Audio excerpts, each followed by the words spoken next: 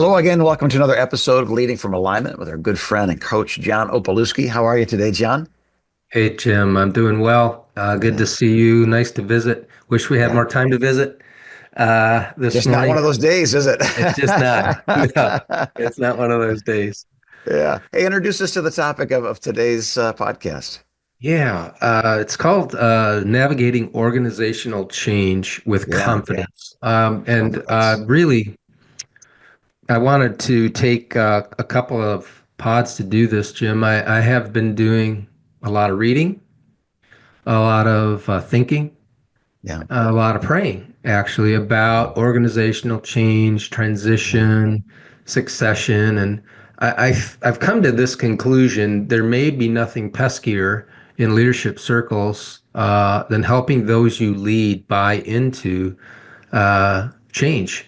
Yeah. Change that you're pitching. You know, Yeah. you and I have both lived through and heard of horror stories of well-intentioned changes getting Oh, poorly yeah. received, Yeah. Yeah. or even worse, going horribly wrong. Yeah. Oh, and as Jim, I've been reflecting. I guess I've been reflective about it.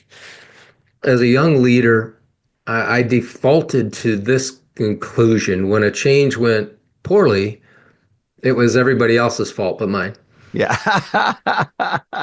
Yeah. Those who Yeah. resist change, it's all their fault. Yeah. That's right. Yeah. And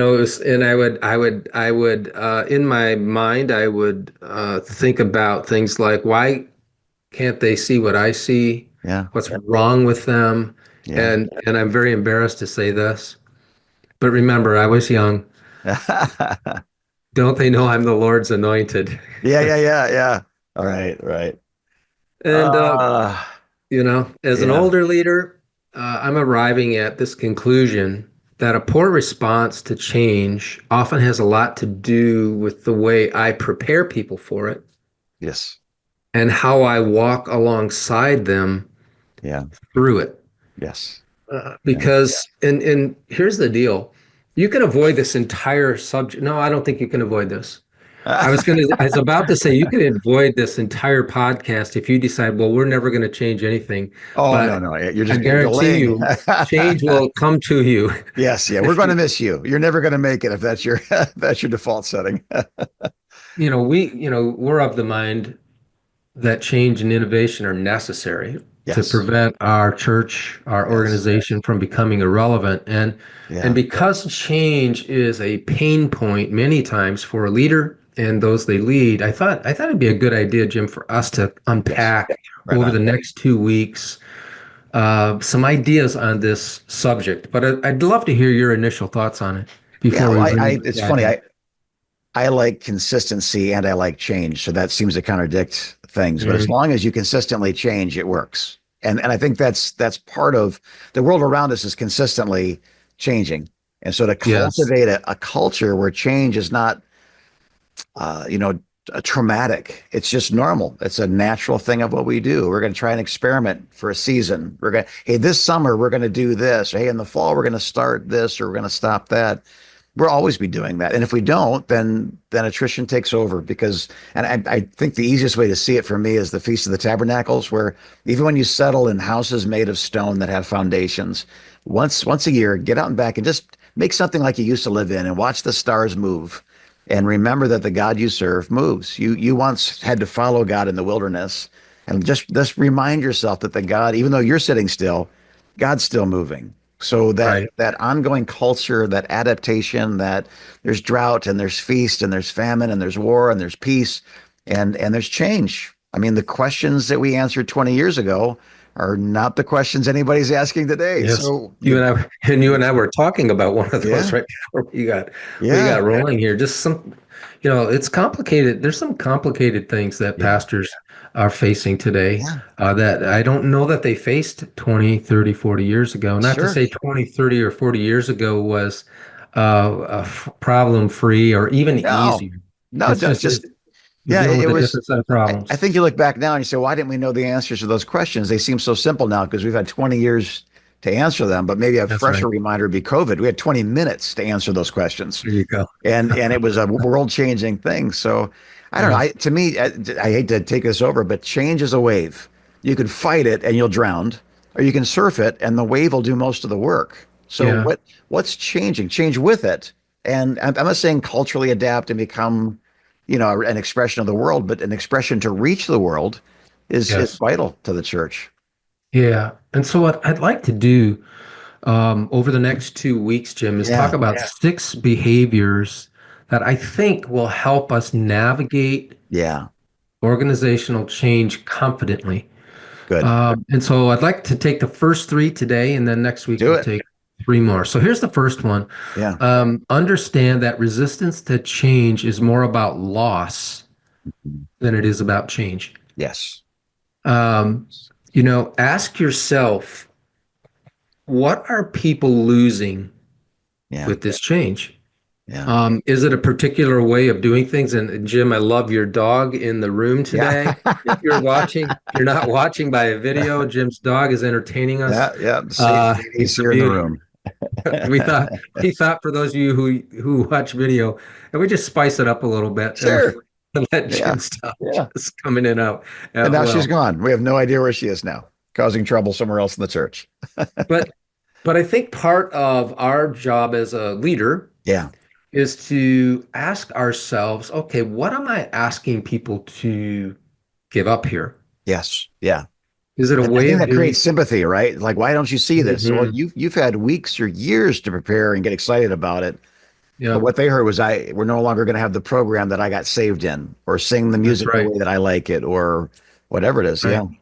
So it could be a program. It could Yeah. be who's doing that program. Yes. Yeah. It could be a leadership change on the staff level, maybe Yeah. a shift in vision, or Yeah. even a move to a new building, Yeah. um, or something else. The idea of closing a chapter can carry both grief Yeah. and hope. And I think, Jim, I'm coming to this conclusion Yeah. that it's the intangibles of change, the subjective piece Hmm. of it, Okay. and the associated sense of loss that creates most of the Yeah. disruption Yeah. Yeah. around I agree. change. And so Yeah. part of our job, I think, in navigating change well and with confidence is understanding that some of our people are going to feel a real sense of loss Yeah. and and loss over the closing of a chapter, Yeah. perhaps. Yeah. And my job as a leader is to not minimize that, but Hmm. it's also to say, yes, a chapter is closing, but the book isn't closing. Yeah. Yeah. Every chapter Mhm. of our church's story has prepared us for what's coming next. So Yeah. what do you think about this first one, Jim? This idea that change might be more about loss than it Yes. is about the actual change. Yeah.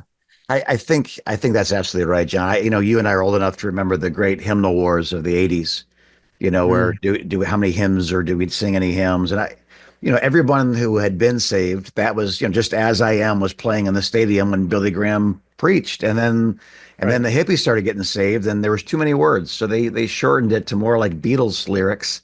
And we get the modern, kind of chorus, as the deer Yeah. pants for the water and things of that nature. And it was so hard because I don't know these songs. These weren't the songs that were playing at the camp meeting where I gave my life to Christ, or I had this deep experience with the Holy Spirit. You're Yeah. changing everything. Well, we're not. But here's the issue: is I think our religious tendencies shift into our religious dependencies very quickly and Mhm. subconsciously. So I can't worship unless that person's leading that song that way at that volume and that tempo.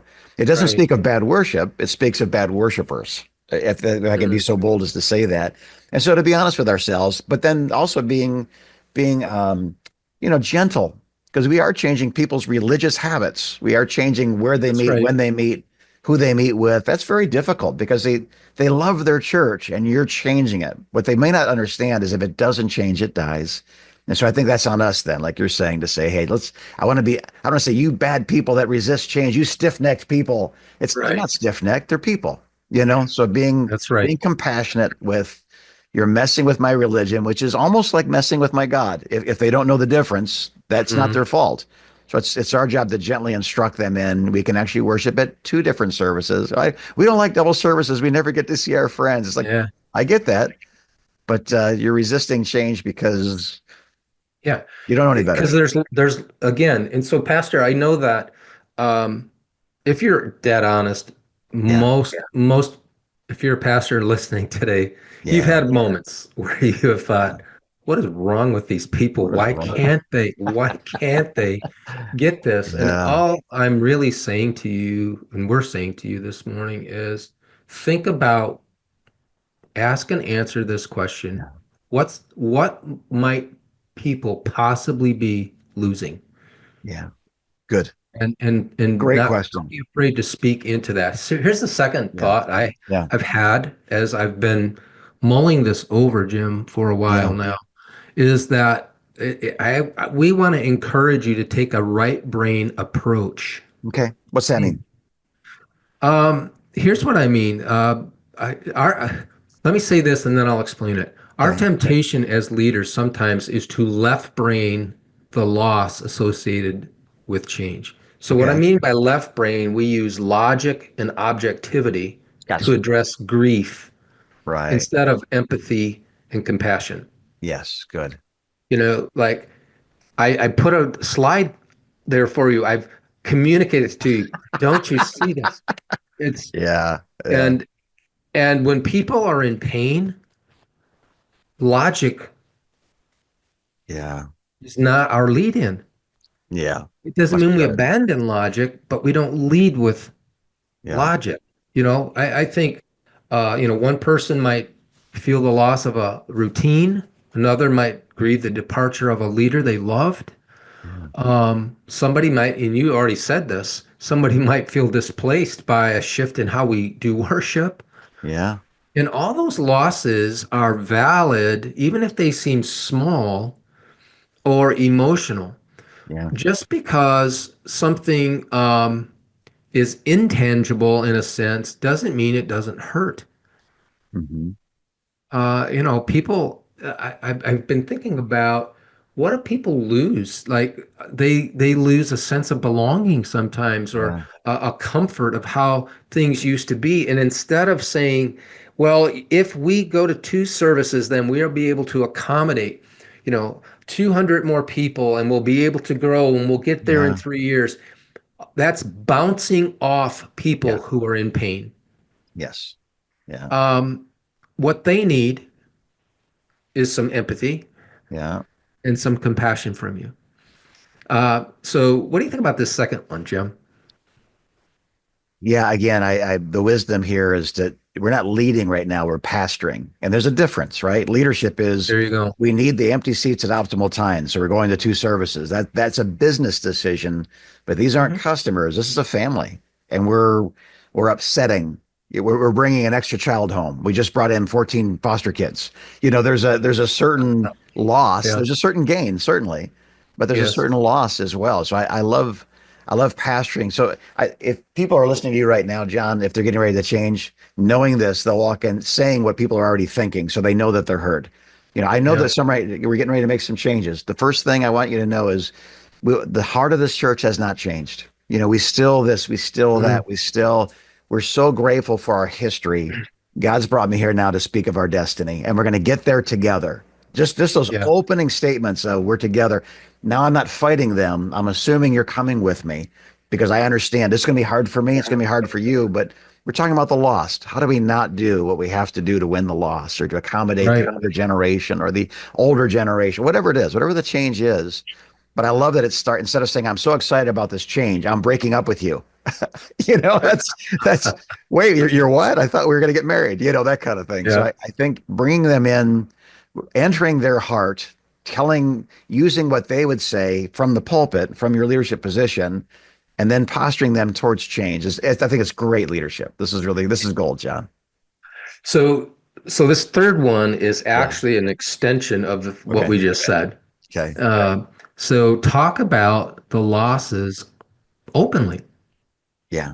and compassionately. And I think this is one of the most healing things a leader can do during a time of change.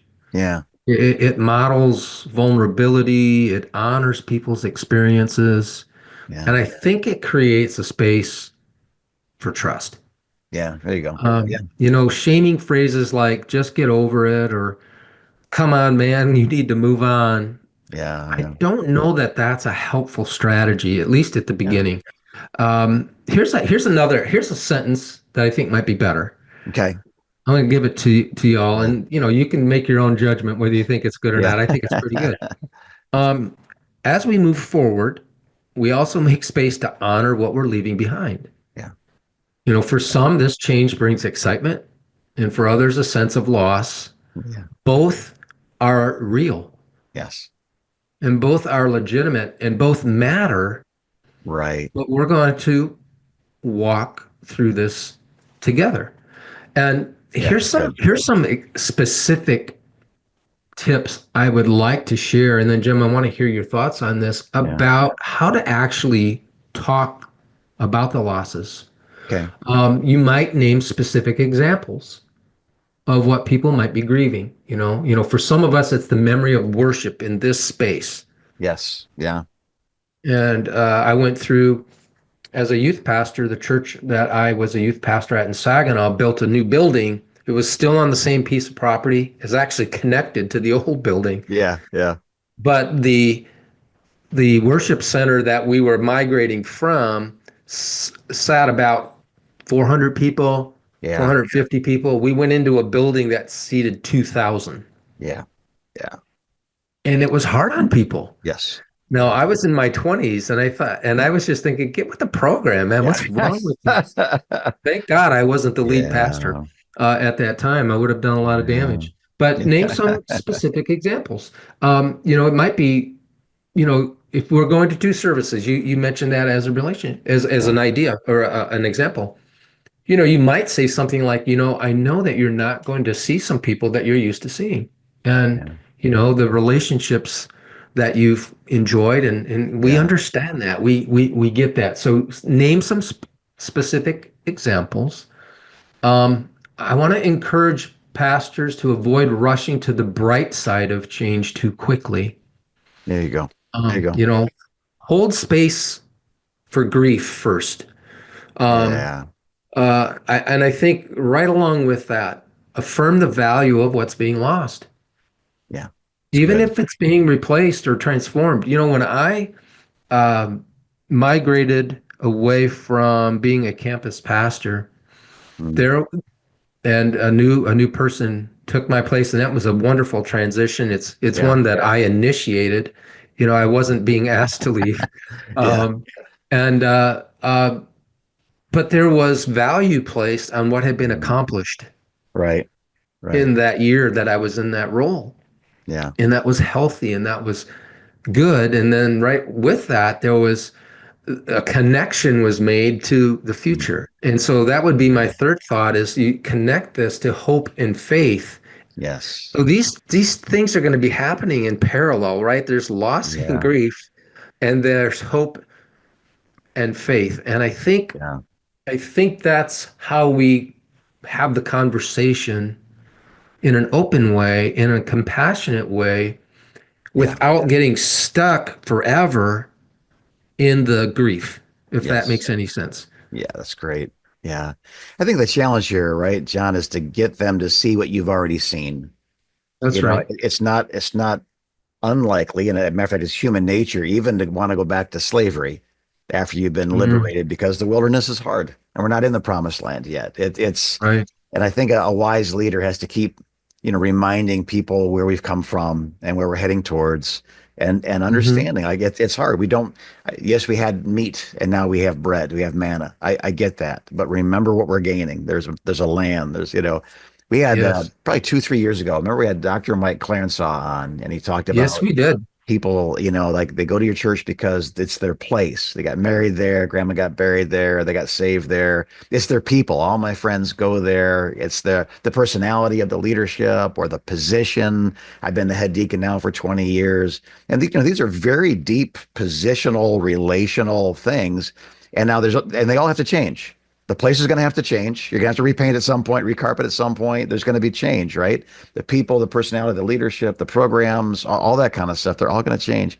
So there's only one reason, I remember this, but there's only one reason to change, and that's your purpose. So keeping people, not saying your place, what's wrong with you? Your place is heaven, or the people, well, what's wrong with you? You should detach from them when I tell you to. That's bad leadership. But to say, you know what? I feel this is my church too, and I mourn to some degree the change as well. There's only one reason to change these five things, and that's purpose. We have a purpose. We're going to move forward. Yeah. So I love what you're saying, kind of marrying it with what he's saying, is that thought of let's not be so resolved that by the time we announce this thing we're excited about, we forget we just told people we're changing. Yes. Maybe the wrong words, but it's not far from the truth. We're changing their church, their experience, their people, their Yeah. place, their program, their personality, their position is changing. Because of that, we have to be empathetic and be wise leaders to know this is going to be hard on some people, and That's not to right. become villains in the story. They're people in the story. They're not your That's enemy. right. They're people going through a hard time. You've had months to process it. They've had minutes to process it, and That's right. be careful to lead them well. That's good. And I think this allows them time to catch up to you. Yeah, yeah. I do too. Yeah, Allowing people to catch up to you. I've had pastors tell me, John, I've unfolded this incredible vision yeah, to our congregation, and they didn't respond yeah. like at all. Yes, yeah, And I said, well, how long have you been thinking about this? I don't know, a year, year and a yeah. half. Okay, you're a year and a half ahead of them. Right, right. Yeah, So be gracious. They'll come yeah, along. Don't be discouraged. yeah, And so, Pastor, we know that change and navigating it is part of your role, yeah, and it's necessary yeah, to keep the organization that you lead from becoming irrelevant. yeah. Right, Uh, right. and we want you to do it well. I wish Yeah, there was a pain-free way to do this. I don't think there is. yeah. I think it's always going to bring some pain and loss, Yes, yeah, and sense of yeah, that. And part of your development, part of our development as leaders, and I'm going to throw my own name in there, yeah, is to acknowledge that this is probably going to be painful for a yeah, while. yeah, And my job is to be aware of that yeah. and lead people through that Yes, without minimizing their pain and without allowing that to, at some point, stop what we're right. trying to Yeah, accomplish. So right. you're going to operate in this amazing tension of those two forces, and Yeah. Hmm. that's why Yeah, lead that's good. pastoring isn't for the faint-hearted. Yeah. This is a difficult area, but necessary area. And I want you to know this. You might be listening and watching and thinking, I can't do that. Yeah, you Sure you can can. do it. Sure you can. And you have to. Yeah, you You have can to. learn how to do Yeah, this yeah, and do it well. You won't bat 1,000. You won't be perfect. God yeah. doesn't need you to be perfect with this. Um, but I think what he does need is your willingness to say, I'm going to take a well thought out approach. It's going to be this amazing blend of leadership and pastoral heart. Leading and being a pastor at the same time. And so we hope that this is encouraging you today. We believe that nothing's going to challenge your leadership, perhaps more. Now there are other things that may, but this is one of the top five things I think that challenge your Yes. leadership.